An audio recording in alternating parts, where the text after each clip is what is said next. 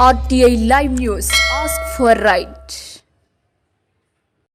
కొమరం భీం ఆసిఫాబాద్ జిల్లా బెజ్జూరు మండలం పాత సోమిని గ్రామంలో పాఠశాల భవనం లేక ఆదివాసీ విద్యార్థులు చెట్టు కింద విద్యా బోధన ఉపాధ్యాయుడు చేస్తున్నారు. RTI లైవ్ న్యూసోమిని గ్రామాన్ని పర్యటించి గ్రామస్తులు మీడియాను ఆశ్రయించి గ్రామస్తులు విద్యార్థులు మాట్లాడుతూ పాఠశాల భవనం లేక విద్యార్థులు చదువు కొనుటకు నానా అవస్థలు పడుతూ చెట్టు కింద ఉపాధ్యాయుడు విద్యా బోధన చేస్తున్నారని అధికారులకు స్థానిక నాయకులకు ప్రజాప్రతినిధులకు విన్నవించినా పట్టించుకోవటం లేదని గ్రామస్తులు విద్యార్థులు ఆవేదన వ్యక్తం చేశారు.